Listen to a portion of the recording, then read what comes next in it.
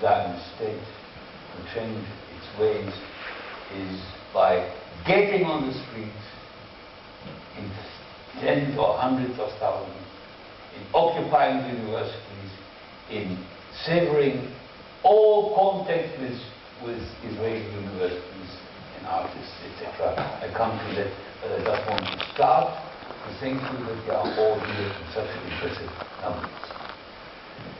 Okay, now I was asked by IJAN, the International Jewish Anti-Zionist Network, please remind you that this exists too, I go into it later, to take as a subject the misuse of the Holocaust for political purposes, because one of these days it will be the memory day of the liberation of Auschwitz by the Soviet army, one of the many miracles that I can stand here. Why is there misuse of Holocaust for political purposes? Why was as recently as September 2009, Netanyahu did not feel ashamed, dear friends, to mention the number on our arms while addressing the United Nations, the full assembly.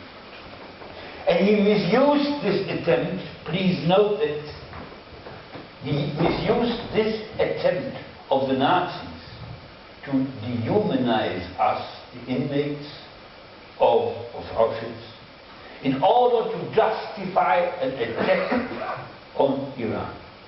And the latest misuse is the following, that on the 27th of January, a few days from now,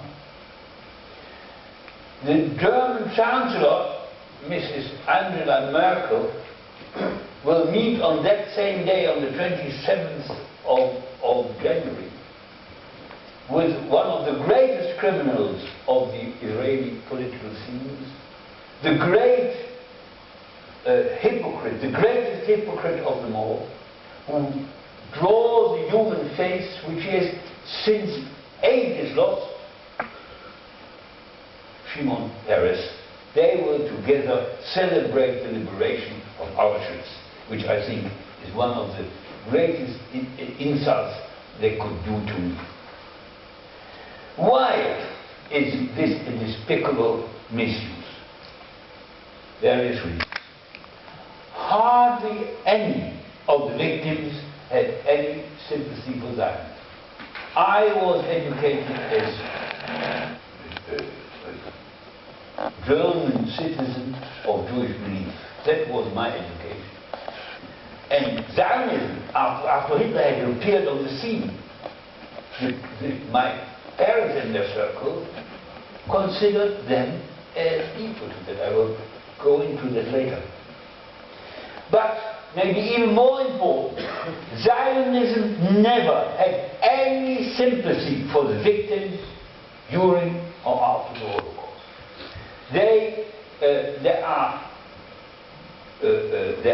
are documented words of Ben-Gurion, the first Prime Minister, who talked about these people like me as that is no usable human material. Please mind the word. Non-usable human material. And the very important one, the last one of this slide, the victims were Jews and not Zionists. So they had nothing to do with the Zionist state. And indeed, Zionism is the antipode of Judaism. Please remember that. Judaism, as it was created after the great Enlightenment philosopher Moses Mendelssohn in Germany in the mid-second half of the 18th century, and transferred all over Central Europe greatly to the United States and in a somewhat watered down form also to Great Britain. The Reform Judaism is the antipode of Zionism, which at that time didn't exist, is the antipode of Reform Judaism. True, both isms, Judaism, Zionism, has roots in the Old Testament, but these roots are completely different. Pre-World War II, Judaism was humanitarian universalist and considered all human beings as fully equivalent. And maybe some of you know what I'm talking about if I quote Leviticus 19:34, which deals with how to treat a foreigner. When a foreigner lives amongst you, you should treat him like if he were born amongst you. Love thy neighbor.